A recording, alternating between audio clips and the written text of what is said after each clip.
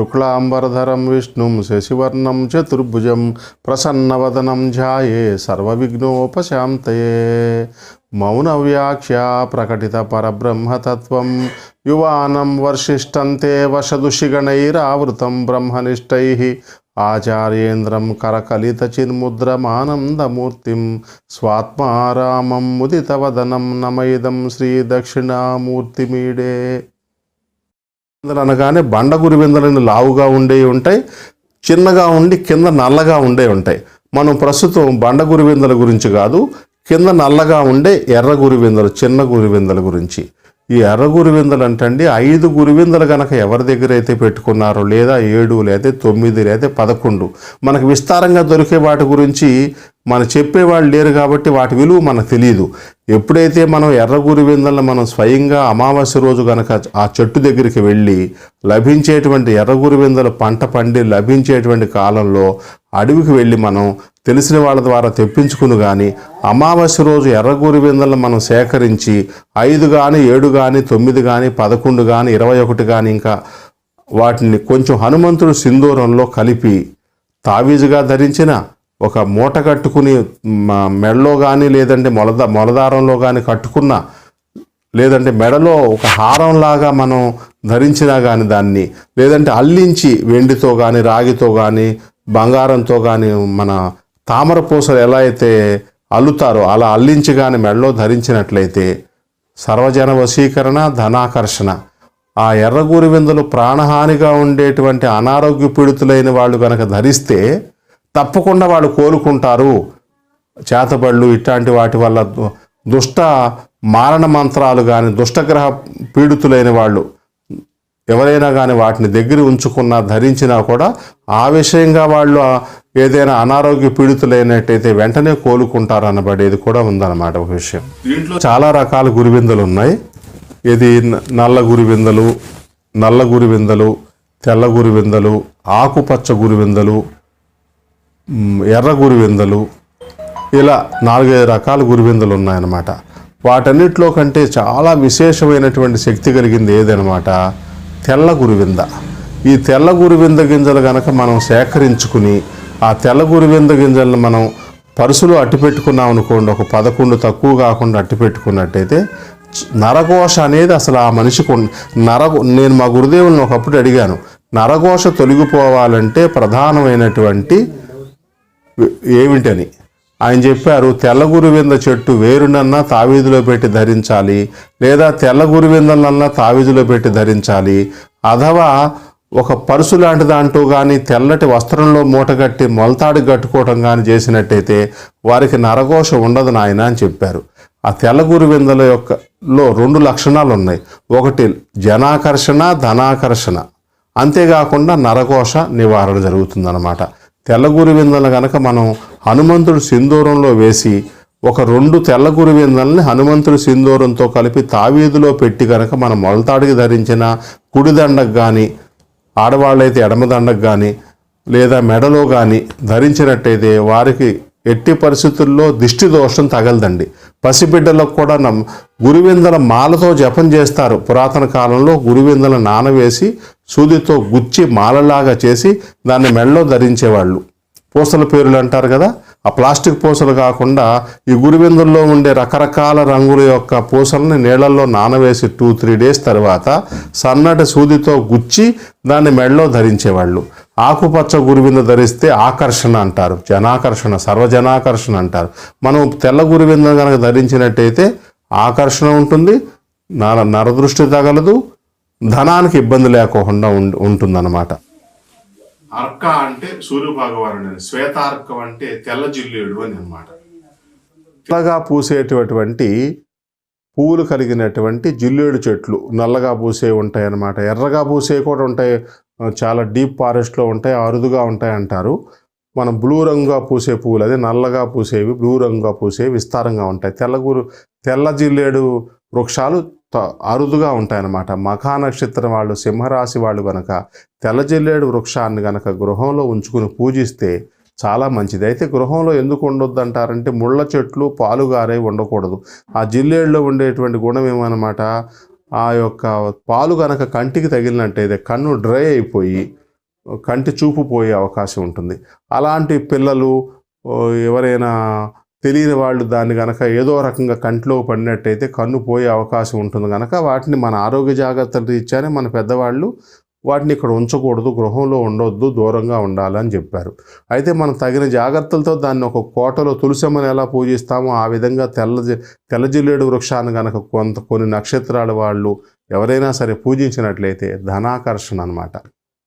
ధనానికి ఇబ్బంది ఉండేవాళ్ళు ఉంటే ఒక 41 రోజు కనుక తెల్ల జిల్లేడు వృక్షానికి నీళ్లు పోసి కొంచెం నవధాన్యాల పిండిని అంత బెల్లం కలిపి ఒక ఉండలాగా ప్రసాదంగా ఆ చెట్టుకు నివేదించి ధూపదీప నైవేద్యాలతో పూజించి 41 ప్రదక్షిణ 41 రోజు చేసినట్లయితే తప్పకుండా వాళ్ళకి దారిద్ర్య బాధలు తొలగే అవకాశం ఉంటుందన్నమాట. ఎందుకంటే సూర్యుని యొక్క సమిద నవగ్రహాలకు 9 సమిధులు ఉంటాయి కదా, సూర్యదేవుని యొక్క సమిధ ఏమిటన్నమాట.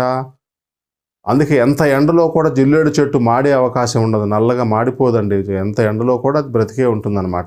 సూర్యుడికి సంబంధించినటువంటి సమిధ అనమాట. హవనం చేసేటప్పుడు సూర్యదేవుని సంబంధించినటువంటి సమిధ ఏమిటనమాట, తెల్ల జిల్లేడు ముఖ్యంగా తెల్ల జిల్లేడుని వేసి హవనం చేస్తారు. తర్వాత తెల్ల జిల్లేడు వేరులో గణపతి స్వరూపంగా కూడా ఏర్పడి ఉంటుందన్నమాట. ఆ తెల్ల జిల్లేడు వేరుని మనం గణపతి రూపంగా సహజంగా తయారై ఉన్నదాన్ని యావత్తూ సేకరించి పూజా మందిరంలో పెట్టుకున్నా మంచిదే. ధనాకర్షణ లక్ష్మీ గణపతి అంటాం కదా, శ్వేతార్క గణపతి అన్నమాట. ఇది లక్ష్మీప్రదం. ఒకవేళ మనం ఆ జిల్లేడు వేరుని సేకరించి అమావాస్య రోజున కానీ కొన్ని హస్త ఆదివారం కానీ ఇట్లాంటి కొన్ని పుష్యమి గురువారం, పుష్యమి ఆదివారం, పుష్యార్క యోగం, గురు పుష్య యోగాలు, హస్తార్క యోగాలు ఇట్లాంటి సందర్భాల్లో మనం సేకరించి దాన్ని గణపతి ఆకారంగా తయారు చేయించి దాన్ని పూజాగృహంలో పెట్టి ప్రతినిత్యం కూడాను అభిషేకం చేసి ధూపదీప నైవేద్యాలు సమర్పించినట్లయితే చాలా అఖండమైనటువంటి ధన సమృద్ధి కలుగుతుందండి. రాజయోగం కలిగించే శక్తి కలిగినటువంటిది అనమాట. హతాజోడి అంటే హాత్కా జోడి అనమాట. ఇలా ఉంటుంది. అది ఒక తాంత్రిక వస్తువు, ఒక దివ్య మూలిక. తాంత్రిక వస్తువు అనే కంటే మనం హతాజోడి గురించి ఏం చెప్పుకోవాలి, ఇలా 2 చేతులు జోడించి ఉన్నటువంటి ఒక దివ్య మూలిక అన్నమాట. అది పైకి చూచేటప్పుడు ఎలా అనిపిస్తుంది మనకి, ఇదేదో ఎండించినటువంటి ఎన్వీలాగా మాంసాహార పదార్థాన్ని ఎండించినట్టుగా ఉన్నట్టుగా అనిపిస్తుంది. కానీ యథార్థంగా అది ఒక చెట్టు యొక్క వేరు కణుపులాగా పుట్టకొక్కులు వస్తాయి చూచారా, పుట్టగొడుగులు అంటాను చూచారా, ఆ పుట్టగొడుగుల్లాగా పైకి వచ్చినటువంటి ఒక వేరు అనమాట. ఆ కణుపులాగా వచ్చిన దాన్ని చీల్చి దానిలో ఉన్నటువంటి ఈ హతాజోడిని ఈ కొంతమంది ప్రజలు, దానికి సంబంధించి తెలిసినటువంటి ప్రజలు దాన్ని సేకరించి దాన్ని కొద్ది రోజులు నువ్వుల నూనెలో 15 రోజుల వరకు నువ్వుల నూనెలో ఉంచి తరువాత దాన్ని ఎండించి బయట విక్రయిస్తారు. ఈ హతాజోడి కనుక సరైనటువంటి హతాజోడి ఎవరైతే సేకరించి దాన్ని చక్కగా చండీ యాగం చేయించాలి. దానికి హతాజోడి మన దగ్గరకు నిజమైనటువంటి హతాజోడిని సేకరించిన వెంటనే మనం చేయవలసినటువంటి పని ఏమిటనమాట, చండీ యాగాన్ని, చండీ సప్తశతితో 13 అధ్యాయాలతో కూడినటువంటి దేవి స్తోత్రాన్ని మనం హవన రూపంగా చేసేదాన్ని చండీ యాగం అంటారు. ఆ చండీ యాగంలో ఆ యొక్క చండీ యాగం యొక్క హవనానంతరం వచ్చినటువంటి హవిశేష భస్మాన్ శిరోలలాట వక్షస్కందేశు తిలకాన్ని కుర్యాతని మనం ధరించకుండా ఆ హతాజోడికి ఆ యజ్ఞ ఫలాన్ని దారపోసినట్టుగా హవిశేష భస్మాన్ దానికి రంగరించి తరువాత మళ్ళీ లలితా సహస్రనామాన్ని 33తో 3 సార్లుగా చేయించి, అంటే 108 సార్లు లలితా సహస్రనామం చేయించి ఆ లలితా సహస్రనామం యొక్క ఫలాన్ని కూడా ఆ హతాజోడికి దారపోసి దాన్ని కనుక ఒక వెండి ప్లేట్లో కానీ రాగి ప్లేట్లో కానీ శ్రీచక్రం భూప్రస్థార శ్రీచక్రం మీద ఉత్తర ముఖంగా కానీ తూర్పు ముఖంగా కానీ హతాజోడి యొక్క ముఖాన్ని ఉంచి దాని మీద ఏదైనా వెండి రూపాయి బిళ్ళ కానీ లేదంటే ఇప్పుడు వాడుకలో ఉండే నాణ్యాలను కానీ ఉంచి చక్కగా పసుపు కుంకుమ గంగ సింధూరం, హనుమంతుడు సింధూరం ఉంటుంది కదా, సింధూరము, తర్వాత పుష్పాలు, ఏదైనా లవెండర్ లాంటి స్మూత్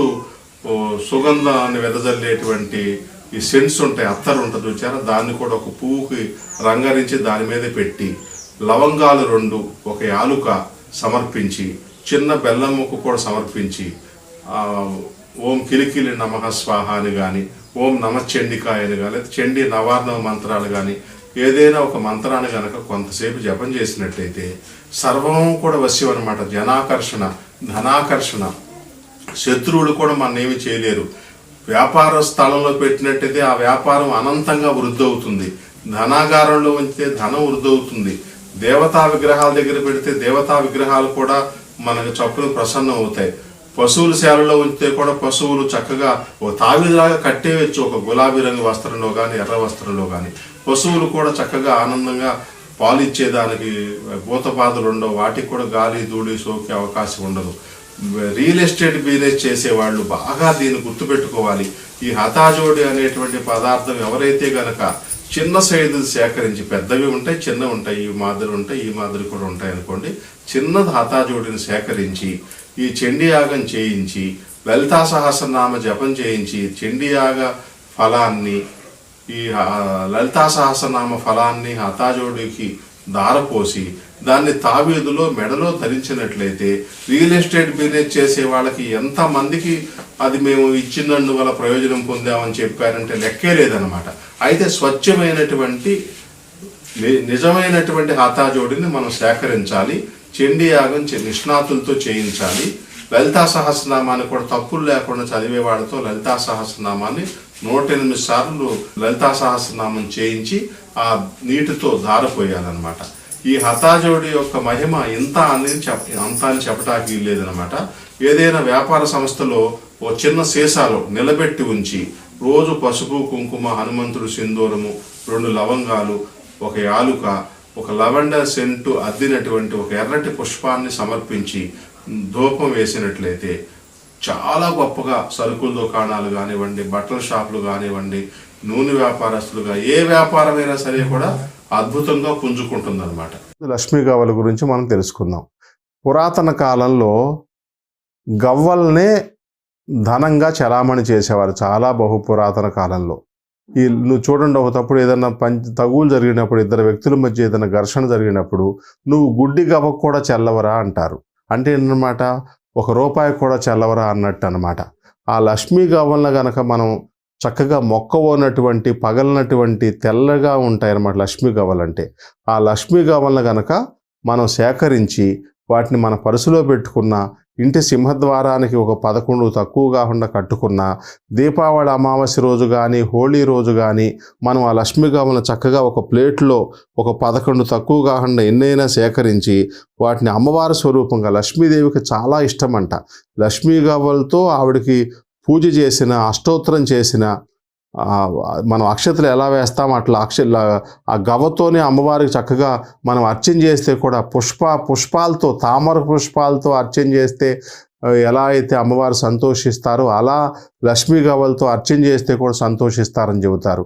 లక్ష్మీ అమ్మవారి పటాన్ని కానీ విగ్రహాన్ని కానీ లక్ష్మీ గవ్వలు పోసి వాటి మీద కూర్చోబెట్టి పూజ చేస్తే కూడా దీపావళి అమావాస్యలో చాలామంది ఉత్తర భారతదేశంలో ఈ విధంగా లక్ష్మీ గవ్వల మీద అమ్మవారిని కూర్చోబెట్టి పూజ చేసేటువంటి ఆచారం ఉంది. సోలలని, మాణిక్యులని, సేరులని ఇట్లా ఉంటాయి కదా, పూర్వకాలం ఇనుప ఉండేవి కదా, వాటిట్లో లక్ష్మీ గవ్వలను పోసి కూడా అమ్మవారికి ఈ తలమరాలు ఎట్ట పోస్తారో అట్లా పోసి పూజించేటువంటి ఆచారం కూడా ఉంటుంది. ఆ లక్ష్మీ గవ్వలు మనం చిన్నదానికి హోల్ లాగా చిల్లు చేసి నల్ల దారంలో చేతి కట్టుకున్న, నడుము కట్టుకున్న, పసిపిల్లలు కట్టినా కూడా వాళ్ళకి నరఘోష కూడా తగలదనమాట. ఆ లక్ష్మీ గవ్వలు ఎవరి పరుసులో అయితే 5 తక్కువ కాకుండా ఉంటాయో వారికి తప్పకుండా ధనాకర్షణ ఉంటుంది, నరఘోష తగలదండి.